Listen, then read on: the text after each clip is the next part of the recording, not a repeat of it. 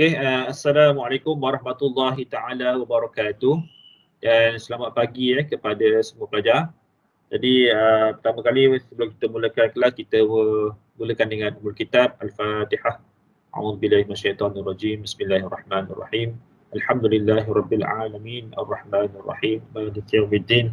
Iyyaka na'budu wa iyyaka nasta'in. Ihdinas siratal mustaqim, siratal ladzina an'amta 'alaihim ghairil maghdubi 'alaihim waladdallin. Amin.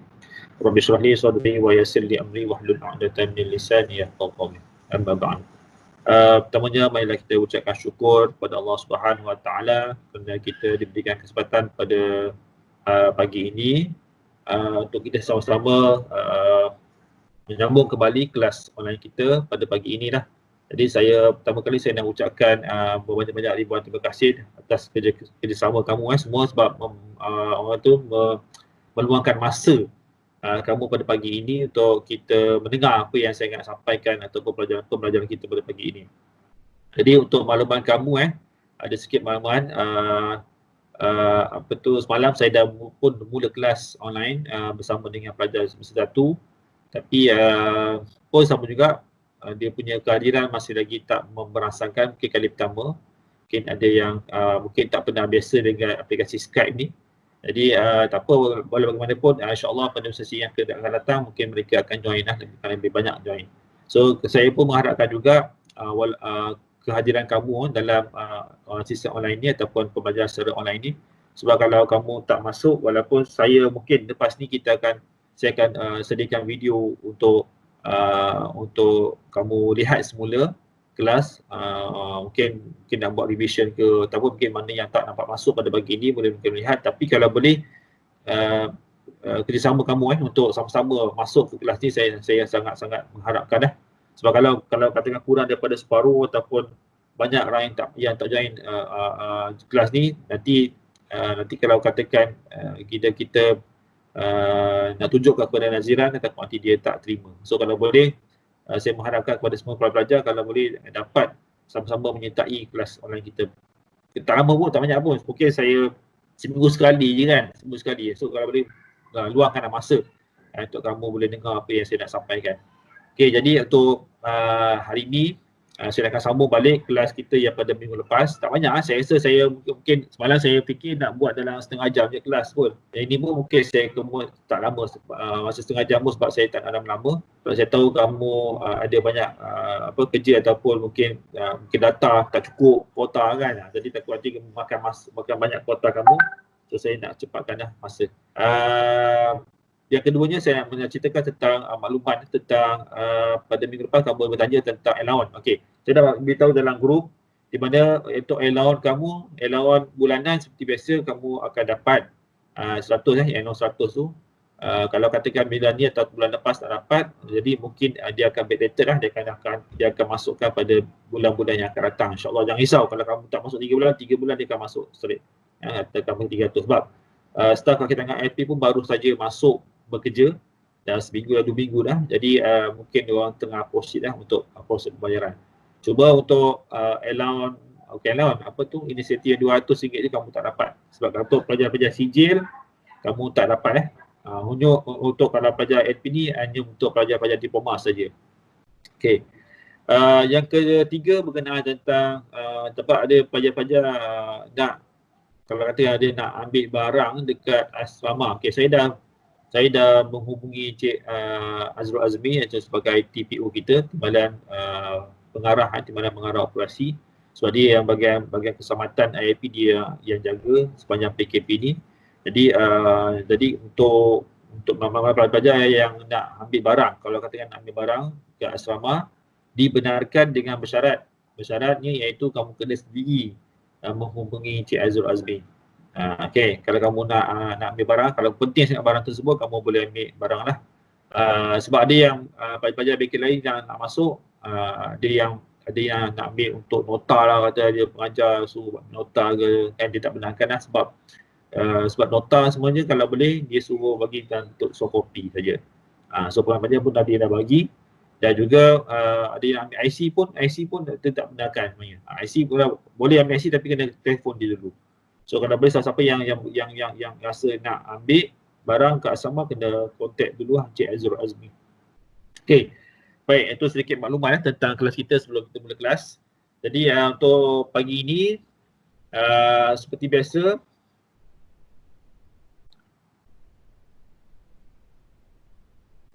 kalau tengok pada minggu lepas, saya akan share dulu, saya sharekan screen dulu.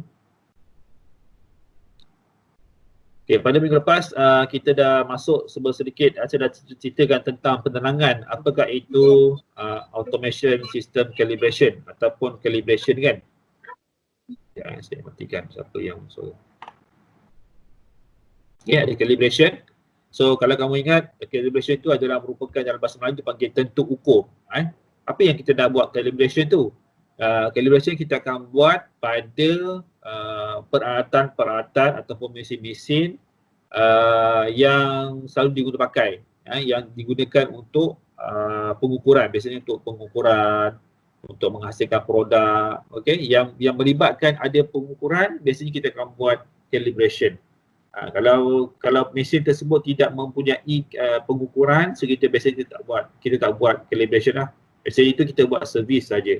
Tapi untuk calibration ni dia hampir sama macam servis. So, sebab apa kita buat servis? Sebab masa kita buat calibration tu mungkin selepas contoh kalau kita buat kita ada buka barang, so lepas kita dah pasang balik, mungkin kita ada ganti alat. So kat situ pun tugas-tugas servis tu dilaksanakan bersama-sama sekali masa kita buat proses calibration. So pada minggu lepas saya dah cerita tentang maksud calibration. Dan kalau kamu ingat, calibration yang kita buat untuk mekatronik ataupun mesin-mesin yang kita buat atau bahagian mekatronik ni biasanya kita buat pada mesin-mesin yang berautomasi. Berautomasi maksudnya mesin-mesin yang boleh melaksanakan kerjanya secara automatik lah. Ada juga mesin-mesin yang kita buat secara manual. Contohnya kalau kita gunakan alat pengukuran. Contoh kalau kamu gunakan alat pengukuran caliper. Saya dah beritahu minggu lepas. So caliper sebenarnya untuk kamu guna tu dia tak ada calibrate. Okay? Kecuali kalau kamu gunakan caliper yang ada digital. Biasanya kalau digital tu sebelum kita nak buat pengukuran, kita kena calibrate. Ataupun kita kena setting, kita kena offset dulu. Baru kita boleh ukur menggunakan caliper tersebut. Begitu juga kalau kita nak buat menggunakan multimeter. Multimeter tu pun sepatutnya kita kena calibrate. Sebab contoh kalau kamu bayangkan, contohnya multimeter analog yang kamu gunakan, yang ada jarum tu kan. So kalau kita nak ukur nilai julat, biasanya kita akan setkan jarum tersebut pada nilai kosong. Sebab kadang-kadang jarum ni dia menggunakan magnet kan, dia ada aruhan ataupun dia akan ada tidak balas ataupun daripada kesan magnet yang lain. So nanti kalau kita buat ukuran menggunakan multimeter tu dia tak tepat atau tak dapat bacaan yang tepat. So multimeter pun kita akan buat calibration juga. Okey. Itu juga peralatan-peralatan yang lain, sama ada kamu gunakan peralatan pengukuran pada pneumatic system, hydraulic system, pada PLC sendiri dan juga pada mesin MPS yang kita akan belajar lah nanti. So kamu dah, pada minggu depan pun saya dah cerita tentang MPS, apakah itu MPS, Modular Production System. So mesin MPS ni sebenarnya banyak digunakan di kebanyakan kilang-kilang lah. Kilang-kilang, especially kalau kamu tengok kilang-kilang elektronik banyak menggunakan MPS lah. Cuma MPS yang kita guna dekat ALP dengan industri ada sedikit perbezaan dari segi fizikal lah. Contoh kalau kita gunakan dekat ALP ni, MPS yang kita gunakan tu, yang kita belajar tu, dia semua komponen-komponen kecil-kecil. Contoh conveyor yang digunakan, stopper yang digunakan. Tapi kalau untuk tengok pada kat industri, besar sikit lah. Sebab kalau kita nak belajar, kita guna, takkan nak guna besar-besar kan, so kita gunakan kecil. Dan yang penting konsep ataupun kita nak programkan MPS tersebut sama je, seperti mana yang kita gunakan pada industri. Okey, dan juga pada minggu lepas saya dah terangkan sedikit tentang bahagian-bahagian ataupun stesen-stesen yang ada terdapat pada MPS. So ada banyak dah cerita dengan kamu dan saya dah tunjukkan video pada minggu lepas. So nota slide ni semua saya dah bagi pada kamu kan, so kamu boleh baca. Dan kita berhenti pada minggu lepas iaitu pada, ini pun ada calibration, dah cerita calibration dan juga maintenance manual lah. So kalau kita nak buat calibration, biasanya kita perlukan manual untuk kita set by semula. Contoh kalau kata kita dah nak buat calibrate tu, kita perlukan penukaran alat ganti. So nak pastikan alat ganti yang kita gunakan tu mengikut standard, so kita kena tengok manual. So kalau tak ada manual, so salah satu cara lagi, kalau tak ada manual, kita boleh comparekan dengan peralatan ataupun mesin-mesin yang lain. Contoh kalau yang mesin-mesin yang sama lah, kalau mesin tak sama tak boleh. So kita kena pastikan mesin yang kita gunakan tu dia punya ukuran ataupun dia punya standard input output dia kena sama lah seperti mana yang dalam manual ataupun dalam standardnya. Okay. So ini saya sambung tentang perkara yang perlu kita ambil kira semasa melakukan kalibrasi ataupun calibration ataupun tentu ukur. So voltage. So voltage ni sebenarnya sangat penting. Contoh kalau katakan kita nak buat pengukuran. So kadang-kadang contoh kalau dalam elektronik ataupun electrical, kita selalu main voltage ni. So voltage ni adalah merupakan bekalan kuasa yang diperlukan pada mesin untuk digerakkan. So kalau contohnya kalau bekalan kuasa tu tak ada, confirm mesin kita tu tak boleh beroperasi lah. Sebab apa? Tak ada bekalan kuasa. Kan? Jadi kita kena pantau voltan yang masuk pada mesin kita tu.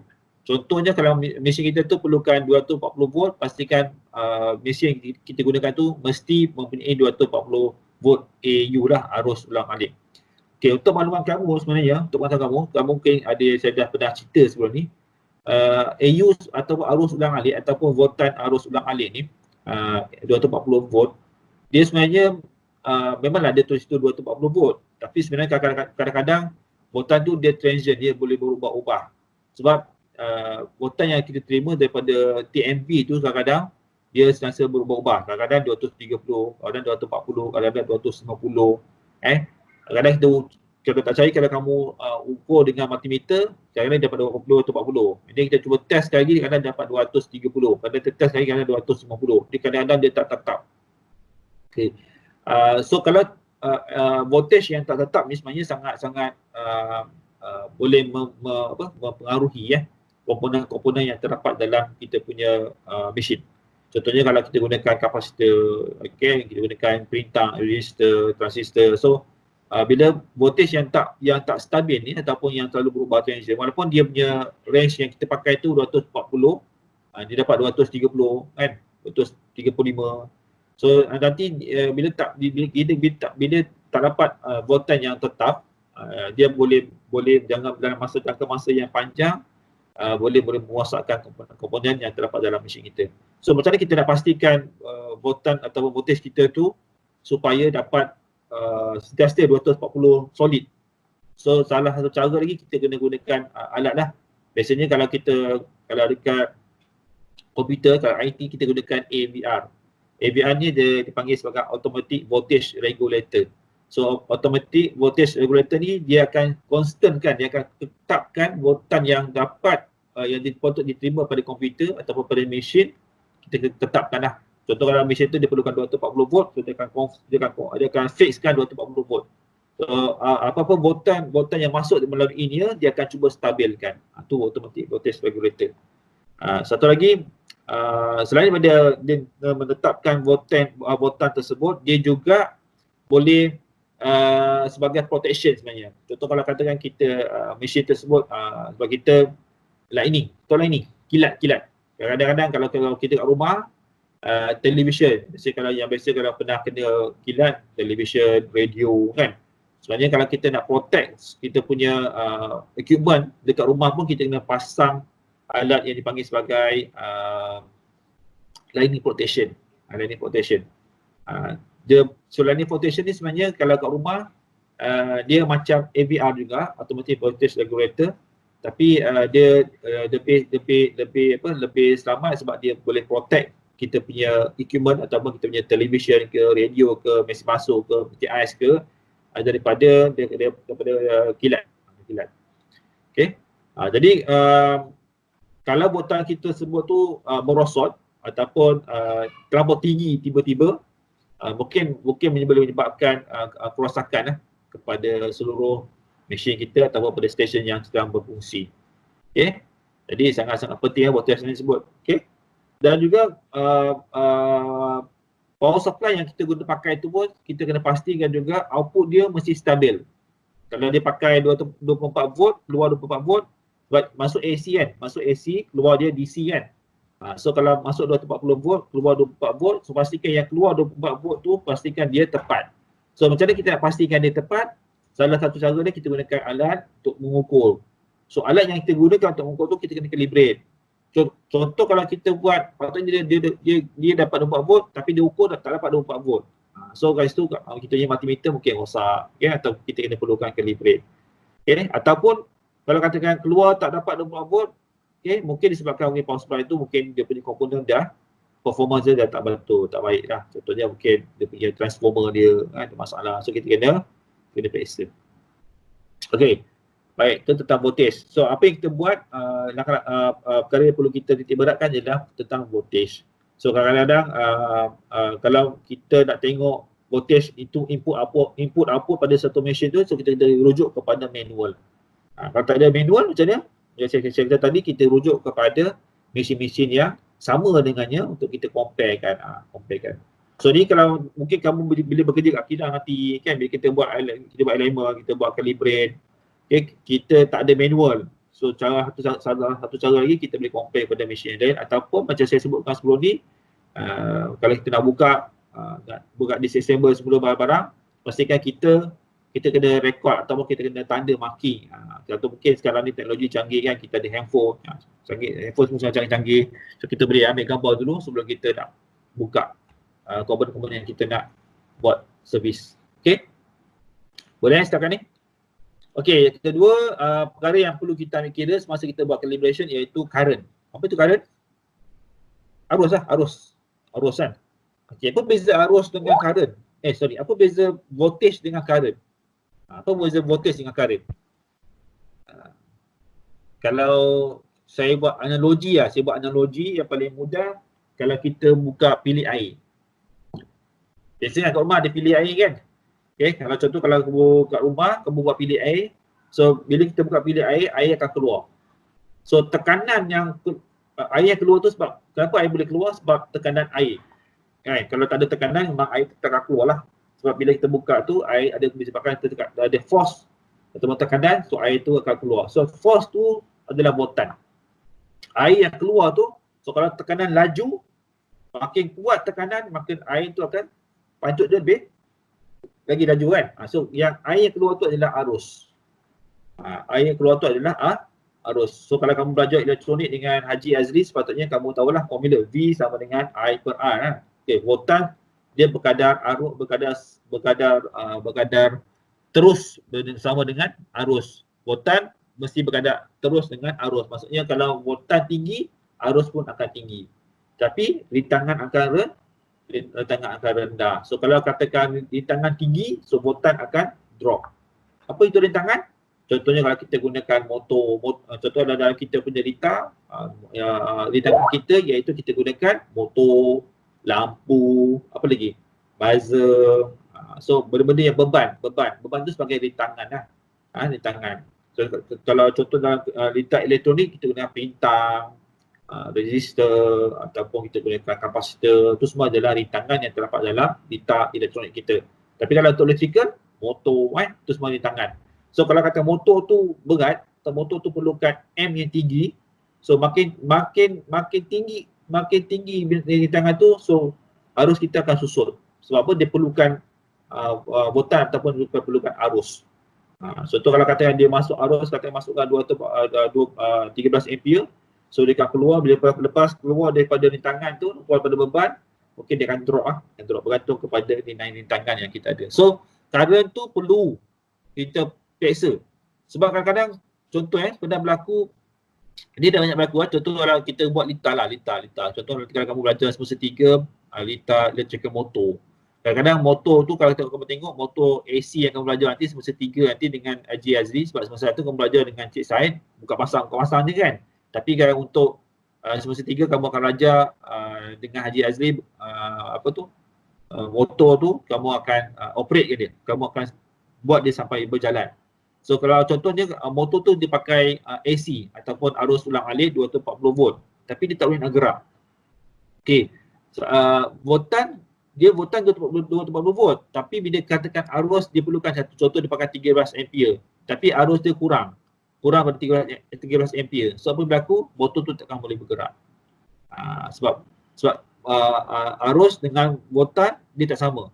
Macam saya sebut tadi kan, mungkin sebabkan bila voltan sama kuat tapi arus tu rendah, so kita punya detengan tak boleh, pelitan kita atau motor tu tak boleh nak bergerak. So current kena pastikan. So macam ni nak test current, kita gunakan ammeter. Multimeter pun boleh, tapi kadang-kadang kita guna alat dia sendirilah, kita gunakan ammeter. So hari ni kita perlukan juga. So kalau nilai arus yang lemah, dia akan mengakibatkan peralatan tak cukup daya lah, tak cukup kekuatan untuk digerakkan. So kita kena periksa juga pada bahagian current. Tadi voltage, yang kedua current. Kemudian yang ketiga, perkara yang perlu kita ambil kira semasa kita buat calibration iaitu rintangan. Apa itu rintangan? Resistance lah, resistance. Macam saya sebut tadi, contoh rintangan kita buat tadi itulah motor, okay? Lampu, okay? So segala perubahan rintangan dalam liter yang kita gunakan dalam operasi MPS, kita perlu ambil bacaannya supaya ianya tidak lari daripada julat ataupun jauh tersasar. Contohnya tadi kalau dalam stesen dekat MPS tu ada satu stesen yang panggil rotation table. Ataupun kalau katakan kita ada guna conveyor. Tahu conveyor kan? Conveyor. So conveyor kan. So kalau kamu tengok dekat MPS, dekat ILP tu, conveyor dia kecil saja. Conveyor dia kecil je pada MPS tu. So kalau kita onkan conveyor tu, dia jalan seperti biasa. Kamu nampak jalan seperti biasa. Cuba kamu letak barang ataupun kamu letak workpiece. Okay, workpiece tu ringan, so tak ada masalah sangat. So kalau kata kamu letak tangan, kamu pegang kuat-kuat, kamu hold getah conveyor tu, apa jadi?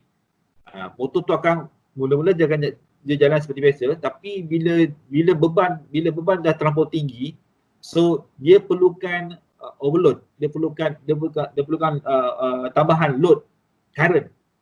So bila tambahan load current tu, so apa berlaku pada motor? Motor akan geraklah, tapi lama-lama motor tu jadi apa? Panas. Okay, motor akan jadi panas. Okay, sebab tu kalau kamu tengok contoh kalau kat rumah lah, kat rumah kan, sebelum saya dah pernah cerita sebelum ni, contoh kalau waktu bulan-bulan kerja kahwin kan, biasa kerja kahwin kita suka buat looping, tambah soket, okay. So kadang-kadang bila tengah tambah soket kadang trip, kenapa trip? Sebab apa? Kita punya MCB kita punya ataupun kita punya MCB kita yang pasang dekat distribution box tu, dia punya arus tu tinggi, melebihi keperluan yang diperlukan. Contoh kalau soket tu dia pakai 16 ampere, dia support 16 ampere, tapi kadang-kadang kita tambah, so beban dia banyak, rintangan dia dah banyak kat situ. Kita nak onkan lampu, mungkin nak gunakan motor untuk kita kelapa ke, parut kelapa ke kan. So kat situ dia dah tambah beban kat situ. Dia tambah beban, jadi bila tambah beban dia perlukan current lah. Dia panggil, dia minta. So arus yang mengalir pada MCB tu, katakan MCB tu 16 ampere, dia dah bertambah kepada mungkin 20 ampere. Bila 20 ampere dia panas, so dia akan tendang lah. Okay, dia akan tendang. Begitu juga dekat conveyor Conveyor tu kalau kita dah letak barang macam mana kita letak. So tu kalau katakan barang normal yang dia boleh gerakkan mungkin bawah pada 5 kg ataupun bawah 3 kg, kita letak katakan lebih pada 5 kg. So apa jadi? Motor akan cuba menggerakkan beban tu lah. So bila nak cuba gerakkan tu, dia perlukan current lebih. Bila perlukan current lebih, apa berlaku dengan motor akan cepat panas. Okay, jadi sebab tu kadang-kadang kita kena check rintangan. So macam mana nak check rintangan dia? Kita sama juga, kita boleh guna multimeter. Ataupun rintangan kita nak ukur tu, kita boleh tengok lah. Kadang-kadang conveyor ni dia bila dah lama-lama sangat kan, mungkin kalau macam kita nanti kalau kamu semester 3 depan, kamu akan cuba buka conveyor. So bila kamu pasang balik semula, mungkin conveyor kamu pasang tu terlampau tegang sangat. Bila tegang sangat, motor tersebut dia akan gerakkan dengan lebih force tu kuat sikit kan. So bila lama-lama apa lagi berlaku? Dia akan panas. So kita kena calibrate semula. Okay, calibrate apa? Kita kena calibrate semula kedudukan motor tersebut ataupun kedudukan getah conveyor tu. So itu yang kita akan buat calibrate. Boleh ya? Okay. So ada 3 tadi. Yang pertama tadi voltage, yang kedua current, yang ketiga resistance. Ini perkara yang perlu kita ambil kira semasa melaksanakan proses kalibrasi. So yang seterusnya apa lagi? Yang keempat adalah temperature. Apa temperature? Suhu. Suhu. Dengar suara. Suhu ataupun kita check julat ataupun sebenarnya dia punya apa? Dia punya temperature je lah. Sekejap Oh, ada 4 barang je. Saya record lagi ada boleh masuk lagi tak?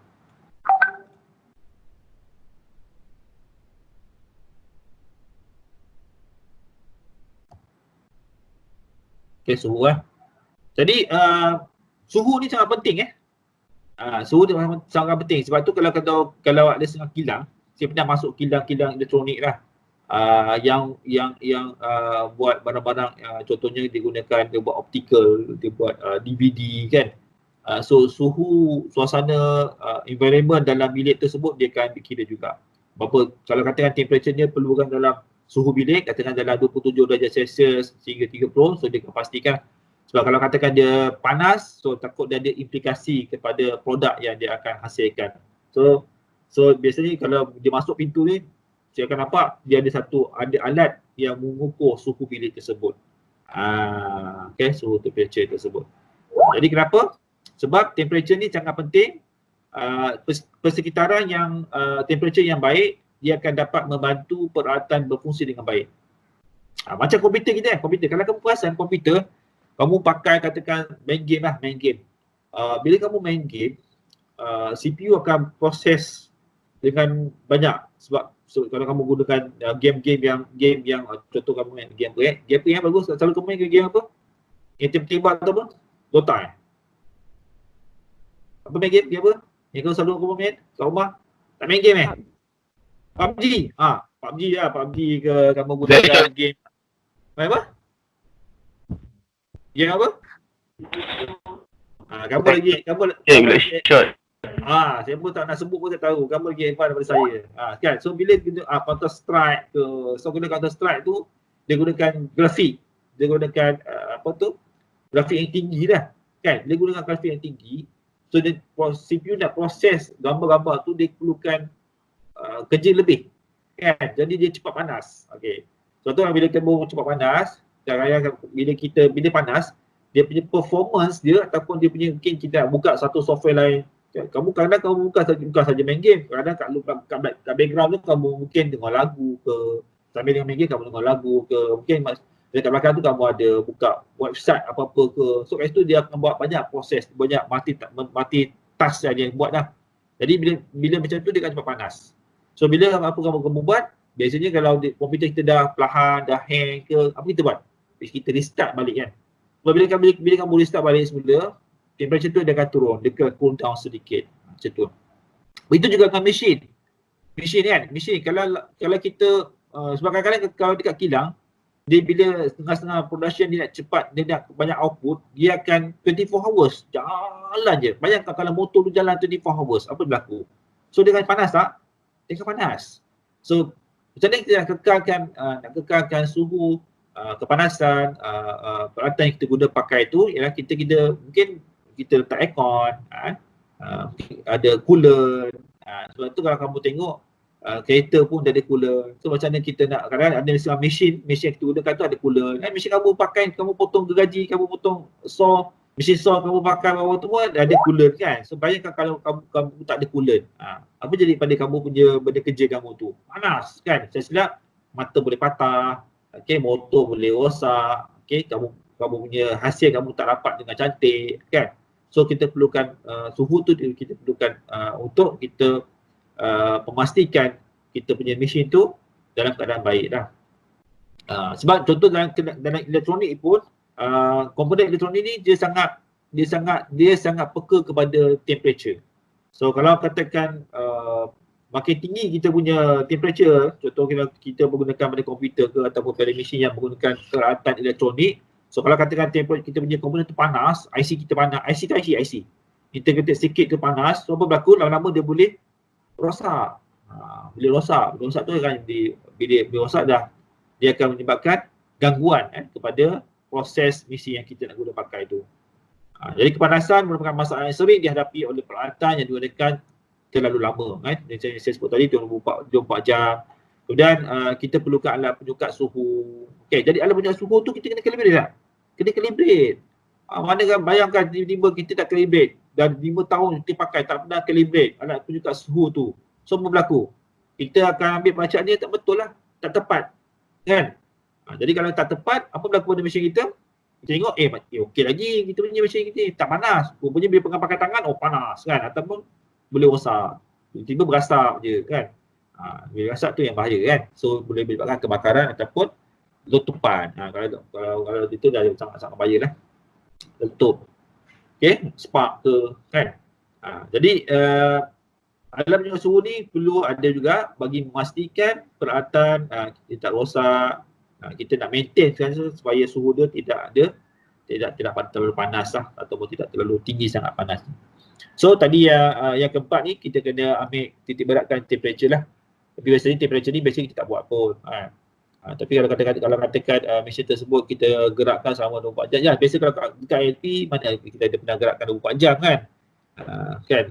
Apa peralatan yang biasa kita gunakan, kita onkan 24 jam? Kalau dekat IT ni, kalau kamu perasan kat IT, kalau kamu masuk ke bilik pengajar tu ada satu equipment kan? Ada switch. Switch tu memang kena sensor on lah. Dia itu memang kita galakkan dia kita kena on sentiasa. Pasal kalau kita offkan dia nanti dia bengong. Ataupun dia kena cari jalan tu sendiri, laluan tu sendiri. Lepas tu kalau dalam equipment rack kita letak ada blower, letak exhaust fan kan? Dia serap dia serap haba keluar. Okey. Apa lagi? Okey, yang kelima adalah distance. Apa itu distance? Distance apa? Jarak. Okey, jarak pun perlu kita kena kira juga. So jarak kita nak pastikan jarak tu kita kena ukur lah. Kan? Jadi jarak satu benda kerja perlu diketahui jaraknya bagi membolehkan ia dikesan dan boleh diakses oleh peralatan automasi. Contohnya jarak dari kedudukan benda titik A ke titik B kan. Biasanya kalau dalam robot lah, biasanya kalau kita contoh robot arm kan. Kamu mungkin tak belajar, kamu sepatutnya belajar semester depan, semester 3 belajar robot arm. Tapi sebab robot arm kita ni ada 4 biji, 4 semua problem. 4 semua problem. Jadi kalau katakan untuk pembelajaran untuk semester depan biasa kita gunakan simulation saja. Ada simulation lah. Simulation, software simulation, tapi tak samalah. Program sama tapi nak dapat feel kita programkan robot arm tu tak dapat dah. Jadi kalau saya ngajar saya akan cuba usahakan untuk bawa kamu ke Attack Batu Pahat. Attack Batu Pahat dia ada mesin. Mesin tu semua okey, tip top lagi. Yes, pick and place betul Syamil. Pick and place pun sama juga. Ini saya cerita robot arm ni kita ambil kan, kita nak robot arm. Okey, jadi kalau contohnya kalau kamu tak tahu robot arm tu, contoh robot arm dia nak ambil set ataupun dia nak ambil workpiece kan. Dia akan turun, dia akan ambil, dia letak satu koordinat pada satu koordinat lain. Okey. Jadi sebelum kita nak tentukan koordinat tu, sebelum kita nak pastikan jarak tu, mungkin nak letak macam mana nak clamp dia tu. So kita kena pastikan kedudukan jarak tu. Okey, kalau dalam kita nak programkan robot arm, di sini dia ada satu istilah dia panggil teaching. Apa itu teaching? Teaching tu kita macam teacher. Teaching tu maksudnya kita ajar robot tu. Kita ajar robot tu macam mana kita letakkan set, macam mana dia nak lepaskan set, macam mana dia nak letak nak atur set tersebut, atau kita lakukan proses teaching. So teaching tersebut kita laksanakan kepada robot tersebut lah. Biasanya dia ada konsol lah, sama ada kita gunakan konsol ataupun kita guna laptop ke, kita programkan dia, masukkan kod dan dia jalan seperti biasalah. So macam ni nak tetapkan kedudukan ni kita buat teaching. So kalau katakan distance atau jarak tu kita ukur tu tak tepat, so apa berlaku? Mungkin set yang diletakkan tu ataupun workpiece yang dia letakkan tu jatuh ataupun tak tepat. mungkin berlanggar, boleh langgar dinding mesin ke, ataupun mungkin menyebabkan patah ke. So ini pernah berlaku pada saya sendirilah. Dia pernah berlaku pada saya sendiri, iaitu masa saya kerja akhiran tu saya pernah teaching robot. So saya pernah hampir-hampir kena sepak dengan robot. Sepak. Tengah teaching tersebut saya tertekan run, saya tak compile ni, saya tengah run, jadi robot tu dia pusing, dia ayun, dia jalan macam ni, jalan ni, dia hampir kena muka saya lah. Kalau kena muka saya mungkin tak duduk kat IT lagi kot. Kan? Jadi hampir-hampir lah, sebab tu kalau kita nak programkan robot ke atau mesin ke, so keselamatan tu kita ambil kira lah.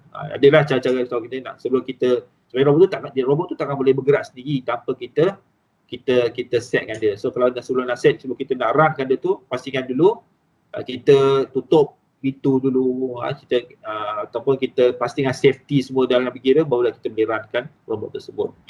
Itu juga dengan motor. Okay, baik.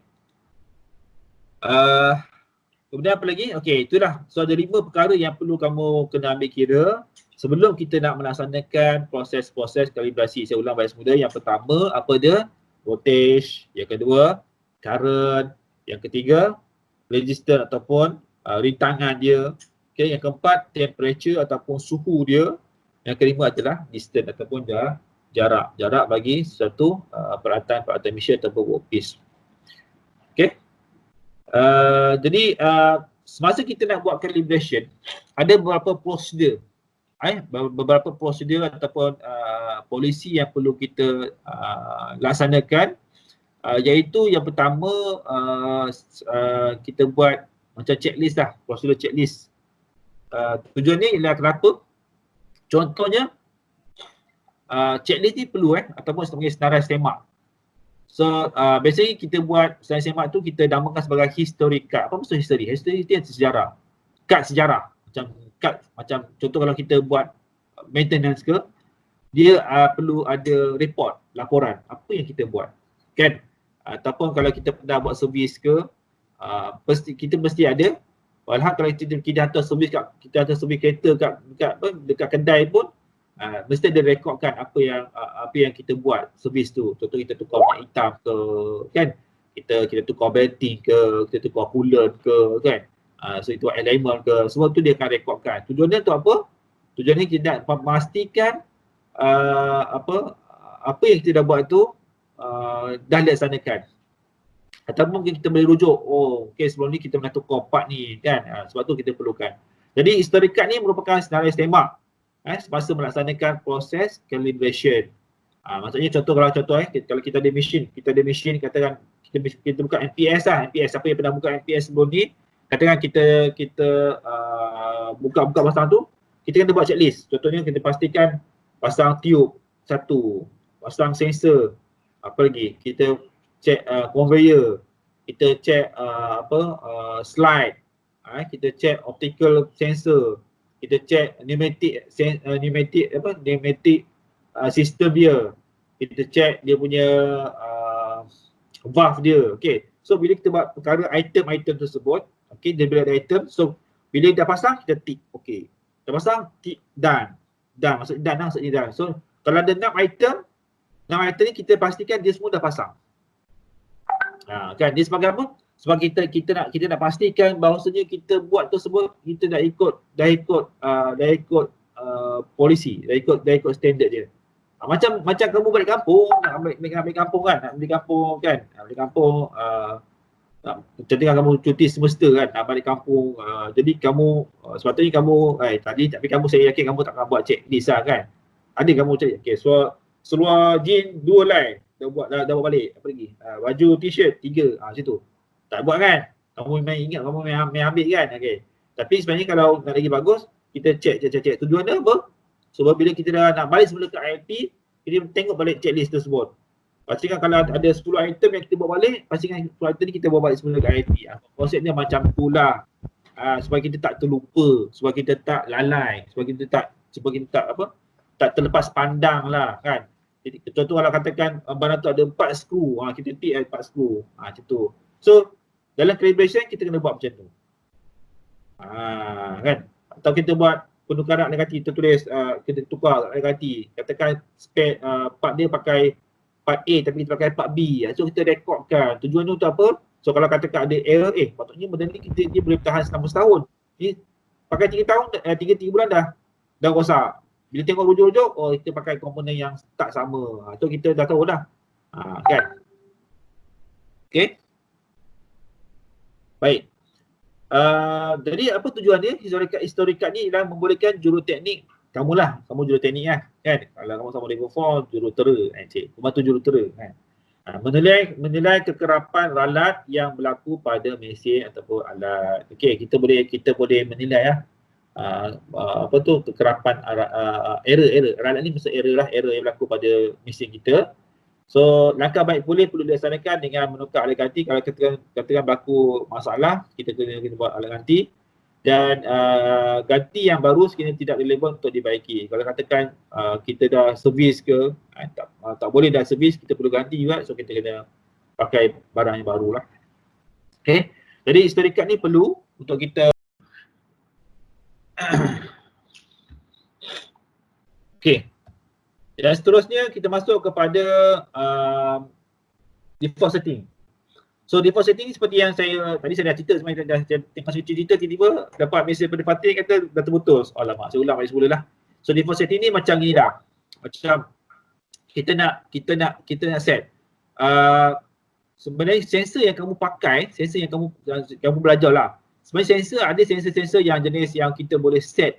Kita boleh set dia punya voltage dia, kita boleh set dia punya ampere dia. Okey, dan kita boleh ya, mati lagi. Tak nampak muka. Tak nampak slide. Muka saya. Slide. Oh, tak nampak slide sekejap.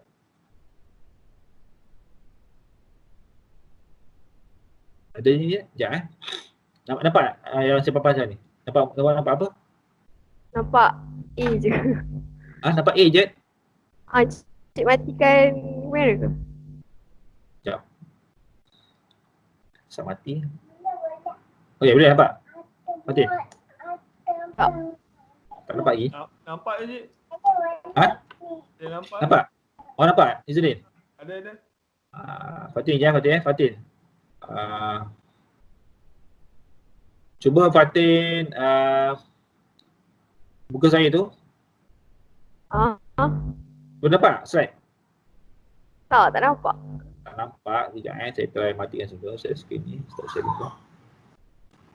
Boleh nampak. Nampak lah. Okey, nampak saya? Nampak? Nampak. Nampak ni? Nampak? Nampak. Okey. Apa? Dah banyak ni, kenapa? So ni saya dah ambil jauh kamu pada minggu lepas lagi. Tapi tak apa, that's okay.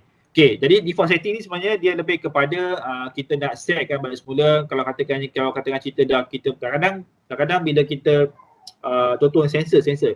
So bila sensor tu dia dapat detect motion atau boleh detect dia punya pergerakan. So bila kalau katakan pergerakan tu basic kalau mesin tu jalan 24 jam, ini bermakna sensor yang kita pakai tu pun dia akan on sentiasa 24 jam. So apa berlaku bila dia jalan 24 jam? Lama-lama dia akan panas, bila panas dia punya performance dia akan down. So performance kadang-kadang contohnya kalau katakan jarak ni macam ni boleh dapat detect, tiba-tiba dia tak boleh detect. Apa kita buat? So kalau kita ada alat ganti, kita gantilah. Kan? Kita ganti bayar baru. Tapi kalau kita tak ada alat atau kita sayang lagi, dia boleh pakai, kita akan offset. Apa kita offset? Kita akan setting balik. Kita boleh adjust balik dia punya screw. Kalau kamu tengok dekat kita punya sensor yang kamu pakai tu ada screw kat belakang ni kan. Pasal tak? Dan ada screw. So kita boleh adjust dia punya sensitivity dia. Kita boleh adjust sensitivity supaya dia dapat detect workpiece yang gerak di hadapannya. Kan? Tapi contohnya ada juga sensor yang kita pakai yang ada setting. Kita boleh set dia punya value dia. Okay, sensor ni saya lupa nak tunjuk. Dekat LP ada, kita dekat Mechatronic ada, tapi tak ada siapa pun yang pernah guna sensor ni. Kalau kat kilang memang selalu pakai sensor ni, saya selalu nampak. Biasanya dia akan combinekan dengan PLC. So kita boleh set. So contoh kalau katakan kita nak ganti yang baru, so katakan kita pernah set nilai dia tu. So kita kena terpaksa setting. Sebab kadang-kadang kalau katakan kita guna mesin yang boleh buat measurement atau boleh buat pengukuran. So ukuran yang dia dapat tu dia akan ambil daripada nilai sensor. So sensor tersebut kita katakan kita dah pernah ubah sebelum ni dia punya value. So bila kita tukar yang baru, kita kena offset balik, kita kena setting balik nilai yang asal default setting. So sebab tu contoh macam kita punya handphone kamu pakai, kamu dah install software, dah pernah install aplikasi kan, tiba-tiba dia rasa macam tak seronok, rasa berat. Mungkin ada virus ke apa semua kan. So apa kita buat? Kita format balik. So format tu sebenarnya dia adalah kita buat setting default setting semula. Kita setting seperti yang asal. Itu panggil default setting. Okay, jadi kalau contohnya kita buat default setting apabila sekiranya peralatan tersalah setting, kita salah setting, contoh macam saya sebut tadi, kita salah setting pada sensor yang kita guna pakai itu, ataupun kita buat naik taraf komponen-komponen, part-part yang kita guna pada basic. So kita kena setting balik semula default kepada default yang asal. Okay. Satu juga kita gunakan default setting ni ialah untuk jadikan sebagai rujukan selain penggunaan manual. So kalau kita biasanya default setting kita akan save, kita akan rekodkan dia. So kalau katakan contoh kalau buku manual tak ada, kita boleh panggil balik default setting tu dulu. Tu kita gunakan default setting lah. So kalau kita nak prosedur nak buat checklist atau prosedur nak buat calibration, biasanya kita akan pastikan ada history card dan juga kita kena ada default setting dia. Default setting dia. Atau buat asal dia punya nilai yang asal tu. Asal dia punya standard ikut standard komponen yang kita pakai tu lah. Okay. So habis. Okay, itu je, tak banyak. Saya untuk kelas kita pada hari ini sebab saya nak sambung balik pada yang minggu lepas. Saya dah cerita pada minggu lepas. Ini saya nak sambung sikit lagi. Ulang balik semula. Perkara yang perlu kamu ambil kira semasa kita laksanakan calibration, iaitu kita ada tahu, kita ambil kira voltage dia, current dia ataupun arus dia, rintangan dia, nilai rintangan dia ataupun resistor dia, kemudian suhu dia, temperature dia dan juga jarak dia. Jarak je lah. Dan juga prosedur yang perlu kita ambil kira semasa kita nak melaksanakan ataupun selepas kita laksanakan proses calibration ni, iaitu kita kena wujudkan history card dan juga kita kena wujudkan default setting dia. Default setting ni maksudnya dia punya nilai ukuran yang asal dia. Okay. Jadi so setakat ni ada soalan ke? Ada question ke? Nak tanya? Bosan sikit lah pasal apa dia lebih kepada teori. Sebab kita punya kelas online ni kita banyak kepada teori lah. Sebab saya nak buat amali tak boleh. Nak tunjuk pada kamu tu susah nak buat demo. Sebab tu kalau nanti saya cuba cari video-video yang berkaitan dengan pemasangan MPS, mungkin saya boleh tunjuk kepada kamu lah. Mungkin ada kita nak buat calibration kepada sensor ke, kita nak buat calibration kepada motor ke. Kalau saya ada video-video tu semua, nanti saya akan cuba sharekan dalam grup supaya kamu boleh tengoklah macam mana keadaan dia. Nampak sedikit gambaran lah macam mana yang apa yang saya cerita ni sebenarnya berlaku dekat sana. Okey, kat luar sana. Okey, ada soalan ke? Ada soalan ke? Terkeluar? Tak ada. Okey jelas Okey, jadi insya-Allah bila ni chapter yang pertama dan kedua. So bila dah tamat chapter pertama kedua ni, insya-Allah dalam masa terdekat ni, mungkin hari esok ataupun minggu depan, saya akan kirimkan kepada kamu ujian. Ujian. Bagusnya kalau buat ujian dekat kelas online ni, bagusnya saya tak nampak kamu meniru ke, kamu tak tiru ke, kamu tengok toyol ke, itu kelebihannya. Inilah masanya untuk kamu dapatkan markah yang terbaik. Sebab ujian yang saya akan bagi nanti lepas ni, saya akan bagi dalam Google Classroom. Sebab saya tengok semua dah masuk Google Classroom, semua dah akses. Jadi mana-mana pelajar yang tak dapat masuk ni yang kita punya kelas kita pada hari ni pun, daripada minggu lepas pun, saya akan bagi video, so dia akan teliti bagaimana video tersebut dan tengoklah apa yang saya ajar dan boleh jawab seperti dalam soalan ujian yang saya akan bagikan dalam Google Classroom nanti. So kalau kamu nak tengok toyol ke, tak apa, saya benarkan. Okey, tak ada masalah. Okey, it's okay. Okey. Kalau ikut kawan saya yang bersyarah dekat UTM, dia cakap saya dia punya pengajar pelajar dia 200 orang. Dia cakap ni dengan 200 orang pelajar dia. Lagi ramai kan. Kita ni 25 orang tak ramai pun. Okey, so ada soalan ke? Ujian nanti saya akan maklumkan. Saya belum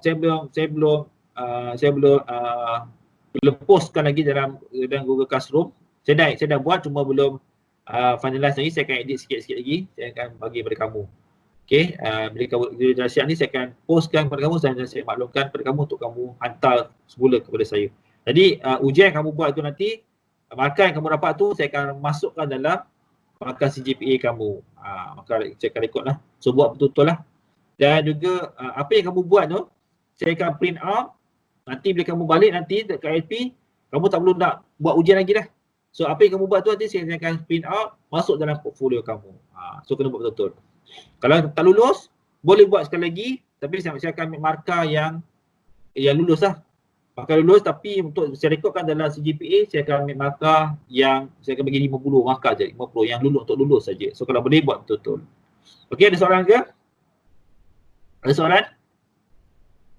Okey, untuk kalau tak ada soalan, insyaAllah kelas kita untuk online ni kita akan buat chapter yang ketiga pula, chapter 3, tajuk yang ketiga. Pada minggu depan saya dah bagi slide yang pada kamu, slide yang satu lagi tu, kamu boleh tengok. Panjang sikit, pun teori juga. Kita akan buat pada hari Rabu minggu depan. Boleh? Rabu minggu depan? Boleh ke semua? Okey. Hotel seorang je. Yang lain boleh ke semua? Ya, ya. Kalau yang cik kata nak bagi soalan tu, tajuk yang mana? Tajuk ni. Tajuk ni dengan tajuk yang sebelum ni, yang ada sensor tu. Oh. Yang kita tengoklah, saya dah ceritakan macam mana PNP, NPM, macam mana sambungan dia kan. So kamu boleh rujuk pada nota tu. Tak apa, sambil kamu buat, kamu rujuk pun tak apa, saya benarkan. Memang ini masa untuk kamu ambil markah. Yang sebab baik inilah. Jangan bagi kamu A ni. Cik, tak ada. Okey. Cik, nanti kalau hantar tugasan tu, hantar dekat Google Classroom je? Ya. Setakat ni tugasan saya tak bagi tugasan lah. Saya akan bagi ujian je dulu. Ujian kamu jawab, submit saja, itu je. Tak ada tugasan lagi. Sebab saya faham, sebab lebih pada separuh pada kamu tak ada komputer, laptop. So saya susah nak buat tugasan. Boleh sebenarnya kalau saya suruh buat pakai tangan. So kalau buat pakai tangan, nak guna tangan, nanti macam mana kamu nak hantar ke saya kan? Susah kan? Kamu nak scan pada sudah. Boleh, kamu hantar bila naik cuti semester nanti. Cuti apa, lepas PKP nanti. Tapi itulah macam tak berapa cantik kan. So nanti saya cuba tengok macam saya nak pelbagaikan. Mungkin tugasan tu mungkin boleh sekadar, kadang-kadang tugasan yang begini kamu kena tengok YouTube ke, kamu kena tengok apa, baca ke daripada e-book yang saya bagi ke, contoh macam itulah. So setakat ni saya akan fokus kepada ujian dulu. Kita settle ujian dulu, yang lain-lain tu nanti saya akan maklumkan kerjaan dah. Okey, ada yang soalan ke nak tanya? Boleh lah pagi ni, insyaAllah? Tak ada apa-apa kan? Okey, kalau tak ada apa-apa, insyaAllah kita saya nak kalau boleh kita selalu berhubung dalam kita punya WhatsApp group tu. So insyaAllah kalau ada apa-apa makluman daripada pihak pengurusan, saya akan maklumkan kepada kamu. Saya pun hari ni cuti, saya bekerja selang-seli. Soalnya saya bekerja, hari ni saya tak kerja sebab kita tak boleh nak kerja semua staff walaupun tak ada pelajar, tapi tak boleh kerja semualah sebab takut kita nak social distancing tu, nak kena jarak tu kita kena ada. So kita ada penggiliran bekerja. Sebab tu setakat ni kita tak dapat info untuk kamu punya tarikh kemasukan. So nanti kalau kata ada tarikh bila dapat masuk tu, nanti saya akan maklumkan dalam grup kamu. So kalau boleh, kalau ada masalah nak tanya ataupun berkaitan dengan apa-apa, bukan berkaitan dengan kita punya pembelajaran ni, kena tanya cik-cik lain ke, boleh. Sebenarnya saya dah import Cik Syed sebenarnya. Tapi Cik Syed belum ready lagi, dia nak buat kelas. Semalam dia dah buat kelas chapter 1. Saya pun ada buat kelas chapter 1 juga semalam. Jadi untuk kelas kamu, dia akan prepare dulu sebab nak buat kelas online ni tak sama macam kelas kamu buat dekat kelas yang betul-betul lah. So dia buat preparation dulu. Nanti insyaAllah kalau katakan dia dah ready, kalau dia nak buat kelas, saya akan import dia dan nanti dia akan buat macam ni lah, Skype macam kamu macam saya buat ni. Okey, setakat ni 2 pengajar yang calibrate dengan collaboration dengan saya. Collaboration dengan saya. Cik saya dengan saya lah. Cik lain setakat ni belum ada lagi.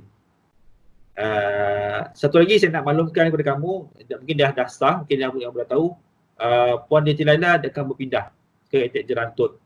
Okey, Jadi mungkin ada pengajar lain yang akan menggantikan dia. Okey. Dia akan berpindah pada bulan Jun nanti. Mungkin kamu naik ni dia tak ada lah. Atau kalau kamu naik pun mungkin kalau dia ada pun dia akan settlekan kelas kamu lah, sebab saya dah maklumkan kepada dia kalau nak buat kelas online kena buat sekarang, sebab takut nanti kamu naik nanti tak sempat pula nak settlekan. Okay. So pengajar-pengajar yang sedih sedih ke suka? Jadi Peneliti Rada dia akan berpindah. Setakat ni tak ada pengganti lagi. So nak tengok lah. Okay, semester 3 kalau naik semester 3 nanti dah ada pengajar lain lah. Sama ada ganti pengajar lain ataupun tak ada ganti, gantung pada keadaan. Okay. Dari situ saya nak maklum kepada kamu. Jadi insyaAllah kita akan sambung pada minggu depan. Terima kasih banyak atas komitmen kamu yang sanggup meluangkan masa 1 jam ni bersama-sama saya. InsyaAllah saya perlukan lagi komitmen kamu pada minggu depan. Okay, dan kalau tak ada apa, kita sudahi dengan tasbih kifarah dan surah Wal-Asr. Subhanakallahumma wa bihamdika asyhadu an la ilaha illa anta astaghfiruka wa atubu ilaik. Bismillahirrahmanirrahim. Innal insana lafi khusr illa alladhina amanu wa 'amilus solihati wa tawassaw bil haqqi wa tawassaw bis sabr. Sadaqallahu azim.